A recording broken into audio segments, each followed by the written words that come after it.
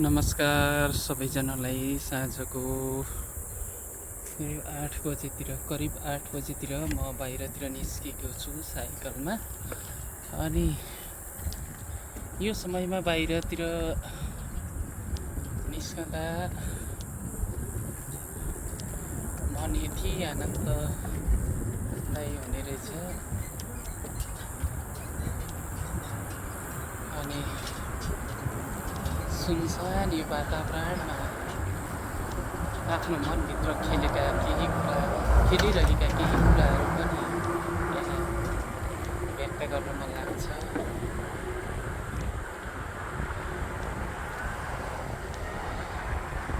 जिन्दगीमा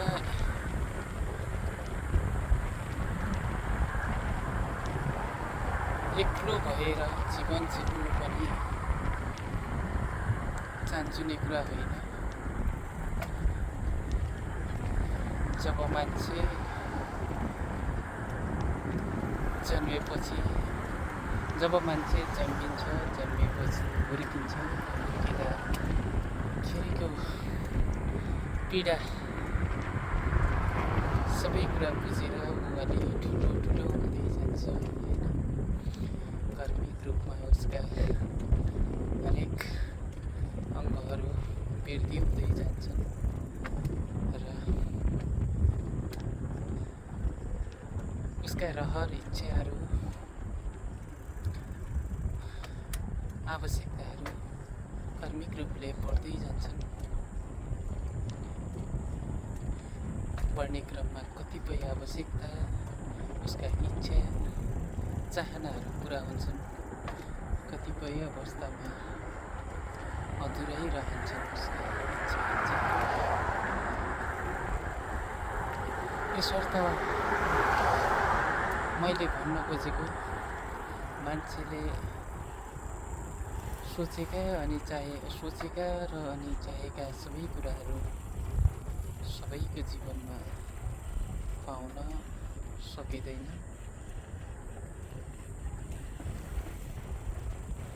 कतिपय कुराहरू पाएर पनि जीवन रहनु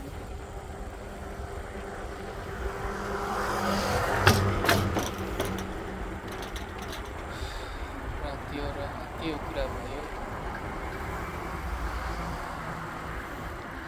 जीवन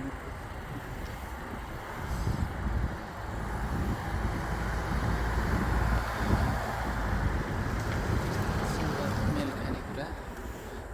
अहिले म ठ्याक्कै यस समयमा टर्निङ क्रस गरेर अब चाहिँ म मेरो वास्तविक जीवनका भोगाइहरू व्यक्त गर्दैछु। यो सुन्ने मेरो बोट बिरुवा अनि सुन्दर फुलहरू अनि समुद्रले पनि सुन्छ कि म मेरो वास्तविक जीवनको कथा सुनाउँदैछु। बच्चादेखि अहिले बालापनदेखि अहिले यो अवस्थासम्म म एउटा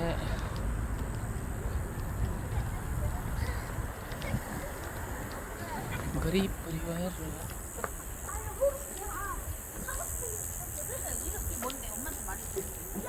त्यसमाथि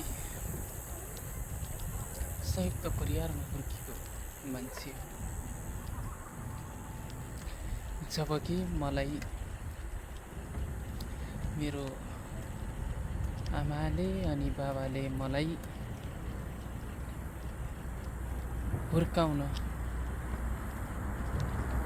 गरेको मेहनतलाई सम्झिन्छु म अहिले। त्यो बेलाको बालपनको अवस्थामा म कुन अवस्थाको थिएँ, कस्तो थिएँ, त्यो समय त मलाई थाहा भएन। जब म कक्षा 4मा पढ्थेँ त्यो अवस्थामा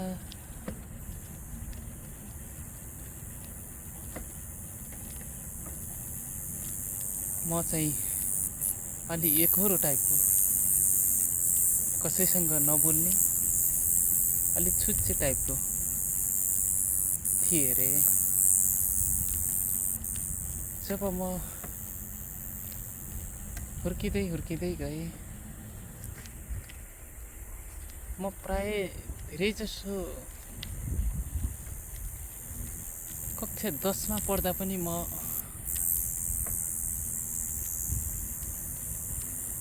अलिकति भन्दा पनि धेरै लाज मान्ने स्वभावको थिएँ, कसैसँग नबोल्ने। त्यो कुरा त म 10 पास गरेपछि बल्ल भानुदय स्कुल नबिसमा म 11मा जब म भर्ना भएँ, त्यो समयमा मैले अलि हरेक मान्छेहरूसँग बोल्न सिक्नु र आफ्नो घर परिवारसँग बोल्न सिक्ने, हाँस्न सिक्ने, रमाउन सिक्ने यावत कुराहरू त्यहाँबाट सिकेँ। हुँदा म 11 पास भएँ र 12मा जोइन भएँ। जोइन हुँदा म 11को इक्जाम रिजल्ट कस्तो होला के होला भन्ने कुरामा अलि चिन्तित नै थिएँ।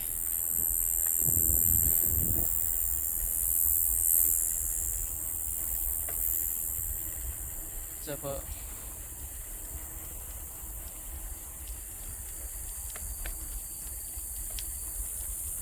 एघारको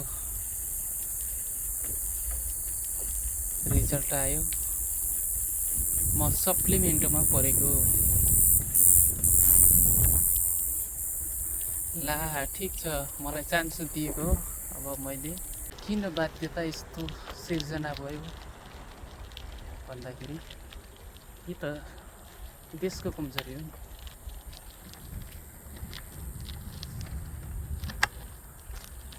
देशको होइन,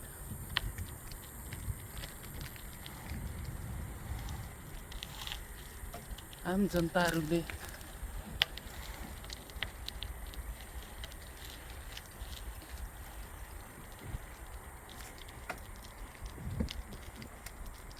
सरकारलाई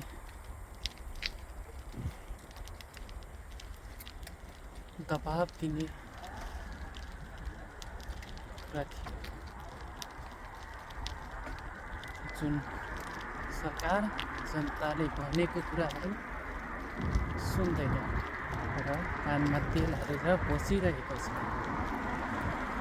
उसलाई रमाइलो छ नि त, जब मान्छे नेपालीहरू विदेशी हो भने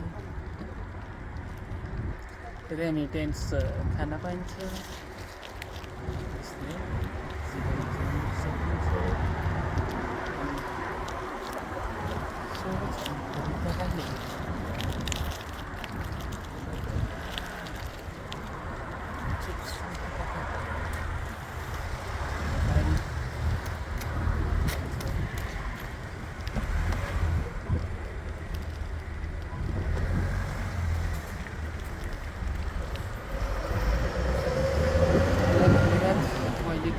कमजोरीहरू पाउन सकूँ। मैले आगामी दिनहरूमा बोल्दाखेरि कस्तो तरिकाले बोल्नुपर्छ भन्ने कुराहरू तपाईँले सुझाव सल्लाह दिनु नभुल्नु होला। मैले कतिपय कुराहरू यहाँ भुलेको छु, जानेको छैन भनौँ, या मैले यो यात्रा गर्दाखेरि कतिपय कुराहरू मिस